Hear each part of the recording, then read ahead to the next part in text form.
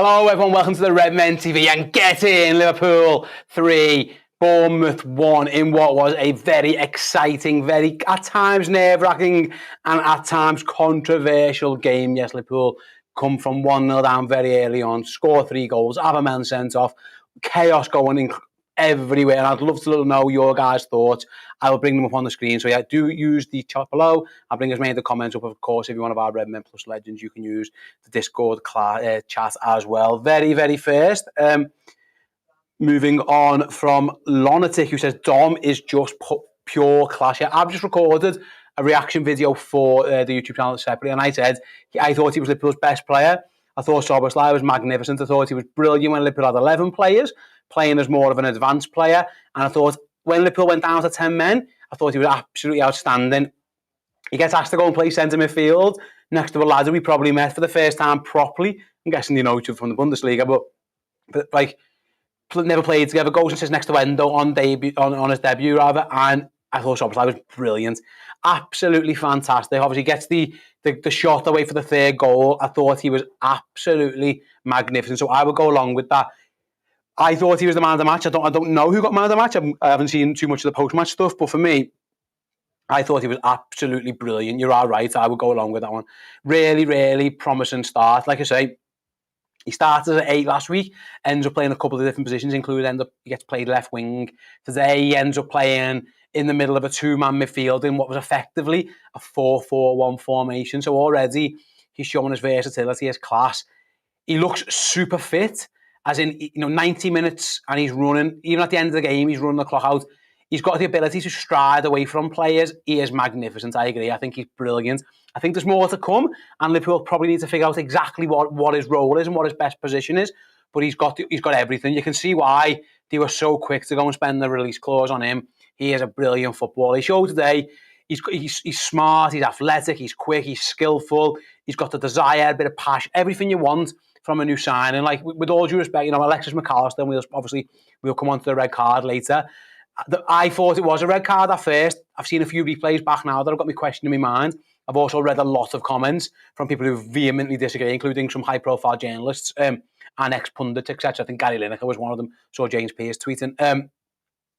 If Szoboszlai has the debut of dreams, Mac Allister has a bit of a nightmare debut, but Szoboszlai was absolutely fantastic. Yeah, he didn't get a goal, but I agree, he was the best player. Thought he was absolutely magnificent, and really pleased that he's managed to get himself on the score sheet and managed to get himself, on the assist sheet, and managed to get Liverpool a vital 3 points because he was brilliant, absolutely brilliant. Right then, let's move on. The Brit sniper. Good win, not pretty, but all 3 points. The Alexis sending off was harsh. I've seen worse challenges not given. Hopefully Liverpool will appeal the red card. Yeah, I'm not quite sure what the process is for appeals and what happens if you lose an appeal. You sometimes used to get games added on and stuff. I apologise, but it's one of them. I think once the ref's given it, but even if VAR, well, obviously VAR did look at it and didn't appeal. Now, I saw James Pearce tweet. In fact, I might as well bring that up for you so you can see it too. Obviously, James Pearce of The Athletic, he tweeted about Paul Tierney being the man on VAR. He said, let me just bring that up for you now. He said, let me just zoom that in a little bit. Paul Tierney on VAR today, no idea how he's watched that tackle from Mac Allister back and not sent Bramwell to take another look on the screen. Yeah, and it was harsh, I suppose. I don't know, at first I thought I understood it. It was high, it was high up. Errol on the watch on vehemently disagreed. He said, no way. The more I see it, it does look like Mac Allister's trying to play the ball and catches him. It's harsh, I agree. Whether they appeal, I don't know. Would they win an appeal? I doubt it. The refs, they look after each other. They look after their mates. I don't think we're going to ever appeal it and win. But it was one of those. You're right. What I would say is that this, at the end of last season against Aston Villa, Tyrone Mings studs Cody Gakpo in the stomach, chest area, and isn't sent off. And then this one is a red card. There's a lot of inconsistencies between dangerous and foul and reckless play and all that. So that's the issue. Another ref probably doesn't give that as a red. He does. I think he should have at least got himself to have a little look at it. Yeah, but yeah, it was harsh. But you're right, not pretty, but get the 3 points. And I think the key moment was actually the third goal. Getting that goal just moments after the red card, and then allowing to bring Endo on and for a debut, and not be just backs against the wall defending one goal. It brought, in fact, Liverpool had space to counter a little bit because Bournemouth got desperate. My guess is if there was half an hour to go and they were playing against 10 men, Bournemouth wouldn't need to have been so desperate. They could have played their game, tried to pick holes and eventually try and work and run Liverpool down. The fact that it was 2 goals, obviously Jota's finish from Szoboszlai's deflected shot, I think that kind of panicked Bournemouth a little bit and they ended up in a point where they were a bit desperate. So I think it was a really key moment, that third goal. Excuse me. but I get it was quite harsh. But ultimately, listen, I think refs, I think they're all rubbish. And I think I saw something that Mike Dean was on Sky Sports apparently saying he was convinced it was a red, and they all look after each other. They're all rubbish. Right then, we've had a super chat from Brett. Up the Reds from Kansas City, Missouri in the US. Oh yeah, I always find it mad that Kansas City isn't in Kansas. That really confuses me. Obviously, as an NFL fan, excuse me, I didn't know that was the case. But yeah, big up to you as well, Brett, and big up to all the support and the love that we get from around the world, from all our worldwide fans. You guys are the best. Let's have a little look. Hitchin Baz, I don't know if this is right. Baz has found this from somewhere. Free appeal outcomes. You've got 2 days to appeal. Card held, card rescinded. If it's deemed frivolous, then they can add an extra game on. And that's what Liverpool will be worried about, won't they, getting to add a game on? I think it might be worth asking. Asking the question, but will they get away with it? My guess is they look after each other, don't they? So why would they? They're all one in the same. Another standout player, actually, I'd love to know your guys' thoughts as we watch on. I thought Virgil van Dijk was excellent again. Liverpool's captain getting somewhere back to his best. Now, wasn't perfect. Again, no one ever is, but I thought he was good in the air, good defending his front post, and I was really choking to death again. Every time I do one of these streams, I'm going to get a glass of water, excuse me. There we go, I don't know what happened there. And every time I do one of these streams, I end up nearly dying, so I do apologise. Right, moving back to Van Dijk. Yeah, I thought he was magnificent. I've gone over to Twitter. Friend of the show, Johnny Fallon. Johnny was in the studio, actually, he was in the other day for a little visit. Said, that is the kind of match that builds character in a squad. Great for once to see the Reds power through. And I would agree with that. There was a lot of excuses that Liverpool could have had there. They didn't win that game. They go down early to an absolute stinker. Moments after getting away with an absolute stinker thanks to an offside flag. And then they recover, go ahead, go down to 10.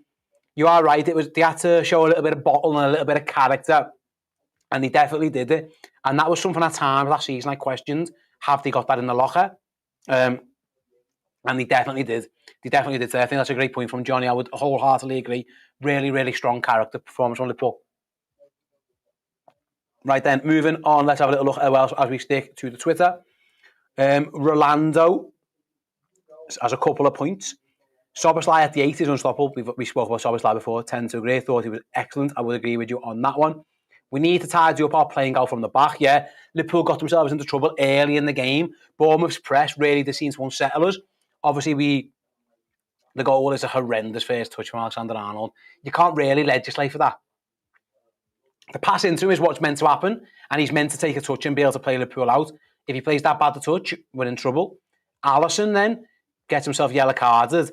And if it wasn't for Ibu Konate being a bit of a layer to it, that could have even been a red card. So you are right, the playing out from the back wasn't sharp at all. Again, it's early in the season, maybe that'll come with time, but you are right.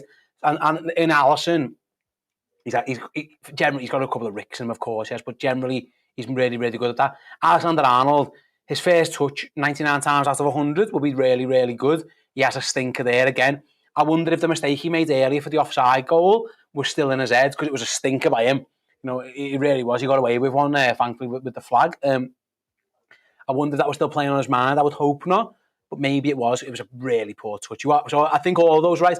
A bit more urgency. I felt that at 1-0 before we scored, and even a little bit afterwards, I tended to agree. I did think that Liverpool were a bit passive, a little bit slow, which is surprising, really, because they've got a lot of technically good players on the pitch with Mac Allister, with Alexander-Arnold, Gakpo, Szoboszlai, Salah and Diaz, obviously Diogo Jota up front. There are a lot of players who you think would want a tempo high, and it did feel a bit slow at times. Loads of poor first touches from players you wouldn't expect it. I mentioned, obviously, Trent's first touch for the goal we conceded. Jota has a couple of bad ones that maybe could have been better when Liverpool would have really had chances to score. Salah, uncharacteristically, again, poor first touches. So it does feel like Liverpool aren't quite finely tuned yet. And again, getting into pre-season, it might take them a while to get that. But it's a big game next week away to Newcastle, and they'll need to be on it. They're probably going to, again, they might appeal. They're probably going to be without Alexis for that one. They need to be sharper. You're right.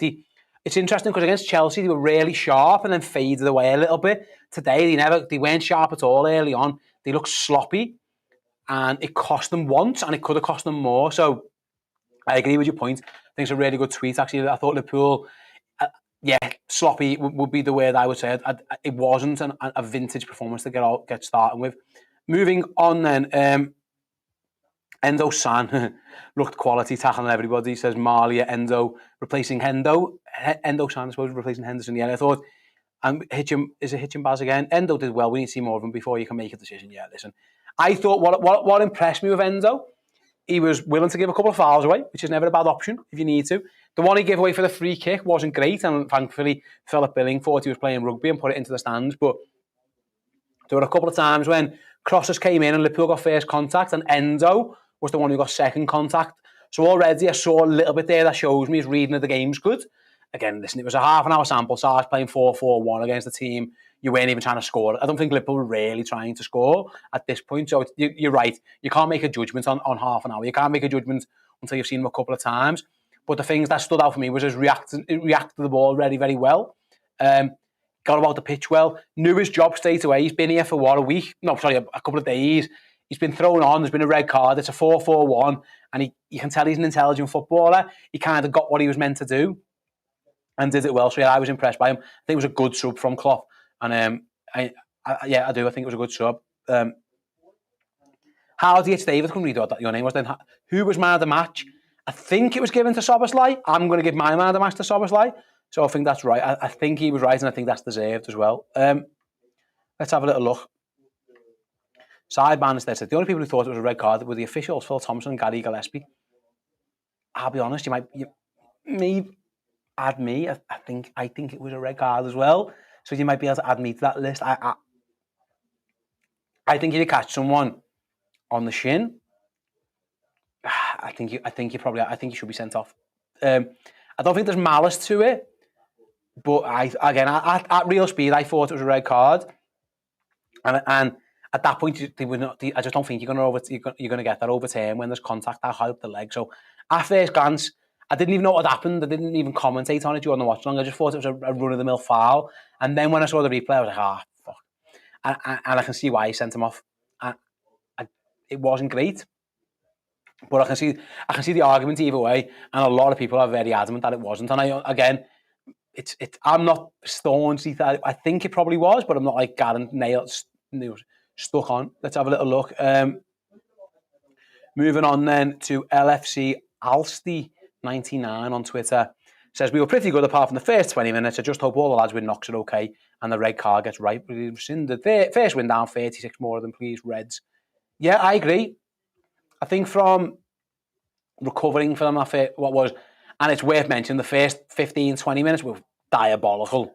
Really poor. Liverpool did recover well and then got themselves a foothold in the game and then went on from there. And you're right, for the most part, especially with 11 men, the start of that second half, we were all over them. And I think we were going to score anyway after we did score.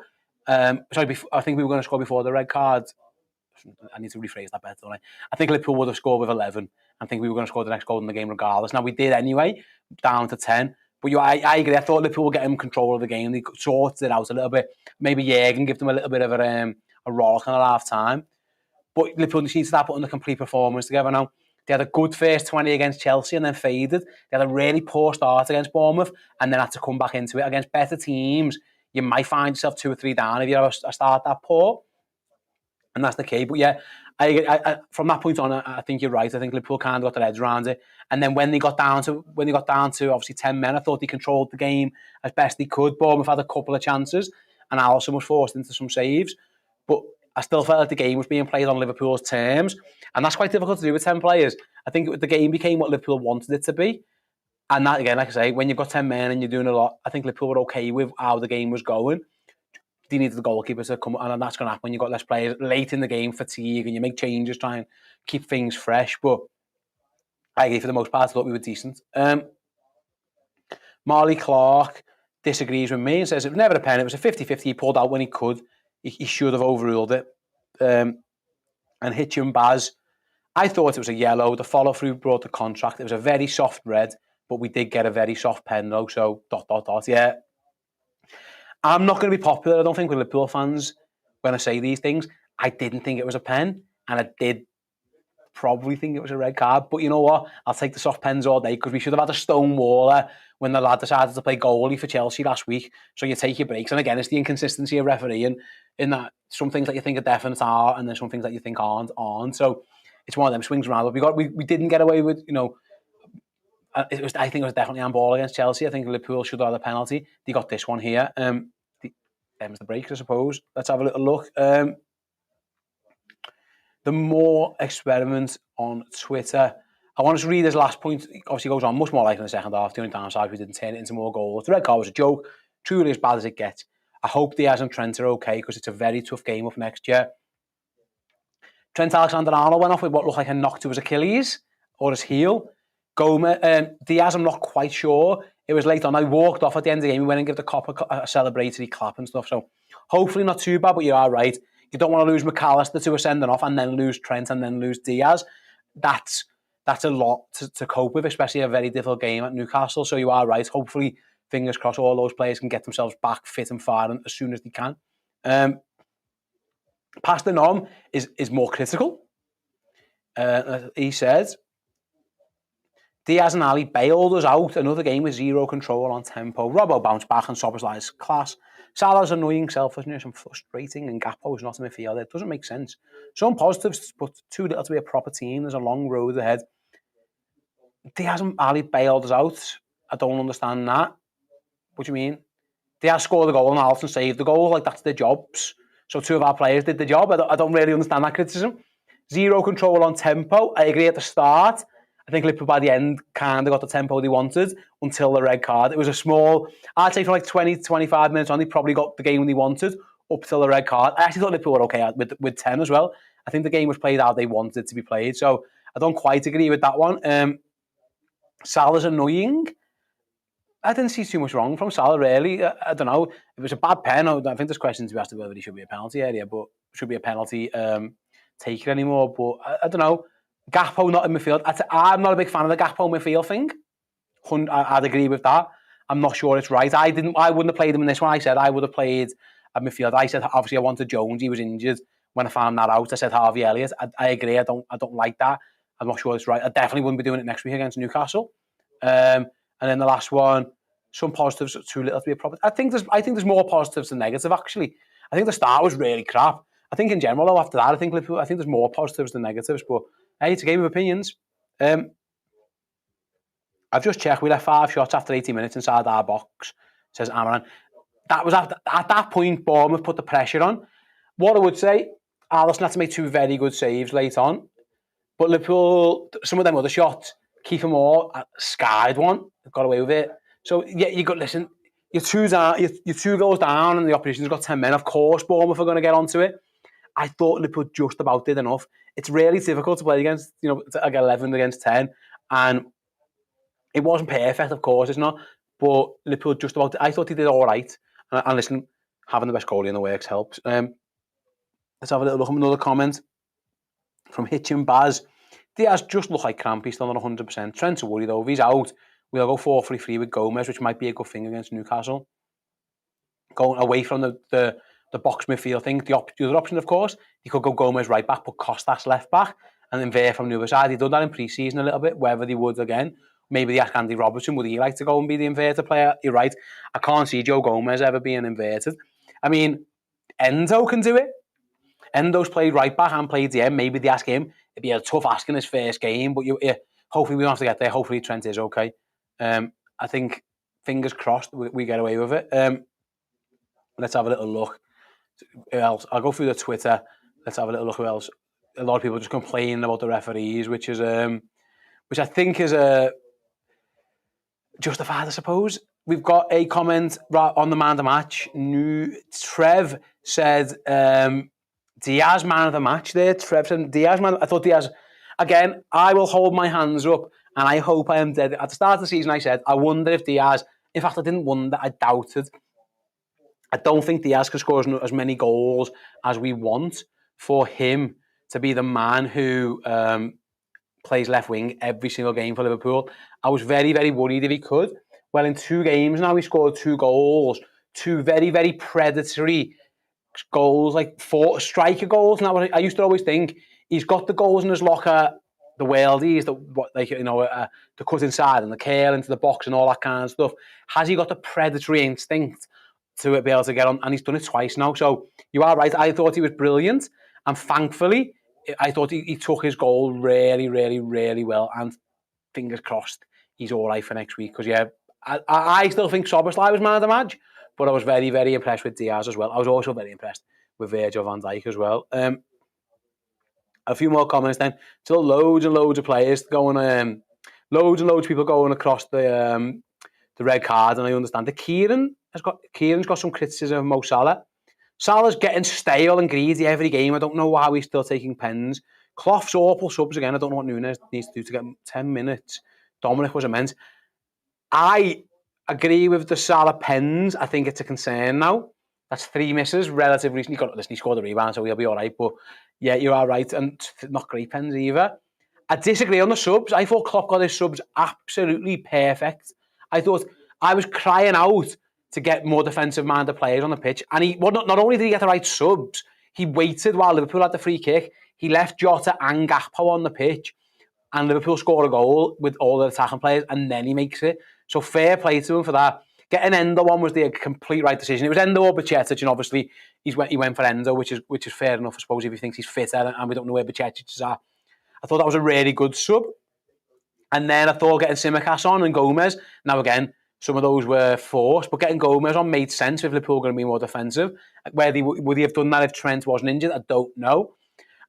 Why did he need, and I disagree with the Darwin thing as well, why did he need to bring Darwin? Liverpool weren't trying to score a goal, Liverpool were trying to press and defend, and I don't quite think that's Darwin's job, and keep on hold of the ball. Now, a couple of times the ball went to him, actually lost it, and then he went back and won it on the press, which was good to see. But I don't think you need the Darwin Nunes in that game. I think you wanted people who are comfortable getting possession and working it. So I disagree. Actually, I disagree with the bad sub. I think he got all pretty much his subs right, and he actually got the timing of them pretty spot on as well. So we can agree on some things. We can disagree on others. Moving on, then let's have a little look what else you've got to say, guys. Whether it's on the YouTube chat or on the hellscape, quite frankly, that is Twitter. Yeah, a lot of people are not happy with the referees. I think that's fair to say. Matt C said that again. Another one who's just talking about the red card says, "I'll take the win. I'll say that red card gets rescinded. The Mac Allister will be available." What a BS red. I just don't think it will be rescinded. I really don't think. I don't think it will be. I hope I'm wrong, and I hope it is, but I just don't think it will be. Unichronic with the chat says Van Dijk was our boss again. I thought he was brilliant, actually. I thought not peak Van Dijk, because that's going to be tough to ever get back to, but I thought for the most part, I thought he was a really, really strong game. Virgil van Dijk as Liverpool captain. I'll be doing the player ranking shortly, and I'm sure I'm going to give him a very high one. And over on redmenplus.com as well, the guys will be doing the player rating show, and I'm sure they'll get themselves a pretty high one for Virgil van Dijk. Right, I'm going to start wrapping up there. Just want to let you guys know, if you do want to check out the instant match reaction, you do want to check out the player rating show, and of course, all our reaction to Liverpool's latest signing, Endo. redmenplus.com. If you sign up as a yearly club captain and use the promo code ENDO, ENDO, you'll get 50% off. So not only will you get the instant match reaction, the player ratings, and there you go. Look at that. Nice little graphic there that tells you exactly what to do. There you go. redmenplus.com. Code ENDO as a yearly captain, and you'll get 50% off. So go and check it out. Go and check out Dan and the guys with the instant match reaction. Go and check out the player rating show over there as well. And like I say, all the coverage around Endo. We've spoken to Japanese football experts, Bundesliga experts, optic analysts, and loads more. We've got you covered every step of the way as Liverpool head into the first big challenge when they got past Bournemouth. today. The next one, of course, is Newcastle, the next big challenge on the horizon. Come and join us on Redmen Plus every step of the way throughout what is going to be, I'm sure, a roller coaster season. Thanks for your comments. Thanks for interacting. Thanks for your tweets. And we'll be back after that Newcastle game with another one of these shows. Go and check out the stuff on Redmen Plus. Come and check out the Play Ranking Show. And I'll see you all later. Bye-bye. So much for watching. The new season is here. Come and join us over on redmenplus.com for fantastic shows, pre and post-match content, journalistic insights into all Liverpool's transfer business, documentaries, interviews, features and more. Head to redmenplus.com, sign up today and fill your boots with Boss Liverpool.